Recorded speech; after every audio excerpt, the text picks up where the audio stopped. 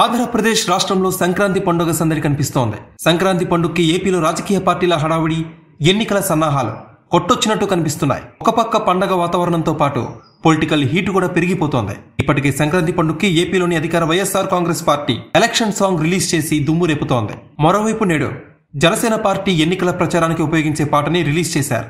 పరశురాముడొచ్చినాడు రో సూడన్న, ప్రజల కొరకు నిలిచినాడు రో పవనన్న అంటూ సాగే జనసేన ఎన్నికల ప్రచార గీతం నేటి ఉదయం 11 గంటలకి రిలీజ్ చేశారు. ఇప్పటికే సంక్రాంతి పండుగ సందర్భంగా ఏపీ సీఎం జగన్ పై రిలీజ్ అయిన కొత్త పాట రిలీజ్ అయిన కొద్ది గంటల్లోనే విపరీతమైన ఆదరణతో దూసుకుపోతుంటే, జనసేన అధినేత పవన్ కళ్యాణ్ పై జనసేన పార్టీ ప్రచార విభాగం చైర్మన్ బన్నీ వాస్ తయారు చేయించిన ఈ పాటకి దానికి రెట్టింపు రెస్పాన్సే కనిపిస్తోంది. పవన్ కళ్యాణ్ ఫ్యాన్స్ ఈ పాటని ఎంతో ఆస్వాదిస్తున్నారు. వాట్సాప్ స్టేటస్ల్లో, ఇన్స్టాగ్రామ్ రీల్స్ లో విపరీతంగా షేర్ చేస్తున్నారు.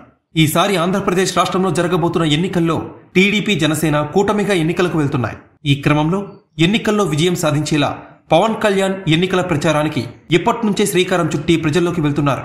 ఈ క్రమంలోనే ఈసారి ఎన్నికల ప్రచారానికి ఎక్కువ ప్రాధాన్యతనిస్తున్న పవన్ కళ్యాణ్ బన్నీ వాసుని జనసేన ప్రచార కమిటీ చైర్మన్ గా నియమించారు. గత ఎన్నికల సమయంలో రావాలి జగన్, కావాలి జగన్ అంటూ వైసీపీ చేసిన పాట దుమ్మురేపగా, ఈసారి ఏ పార్టీకి సంబంధించిన పాట ఎక్కువగా ప్రజల్లోకి వెళ్తుంది అనేది ఆసక్తిని రేకెత్తిస్తోంది. మొత్తంగా సంక్రాంతి పండుగకి కార్యకర్తల్లో జోష్ నింపేలా ఈ పాటలు రిలీజ్ చేయడం గమనార్హం. తెలంగాణ ఎన్నికల్లో కూడా కాంగ్రెస్ పార్టీ రెడీ చేయించిన పాటలు జనాల్లోకి దూసుకు వెళ్లాయి. ముఖ్యంగా రేవంత్ రెడ్డి పాటలు యూత్ లో జోష్ నింపాయి. తెలంగాణలో కాంగ్రెస్ పార్టీ గెలవడంలో రేవంత్ రెడ్డిపై వచ్చిన పాటలు కూడా ఎంతో ఉపయోగపడ్డాయి. మరి ఈసారి ఏపీ ఎన్నికల్లో ఈ పాటల ఇంపాక్ట్ ఎంతవరకు ఉంటుందో చూడాలి.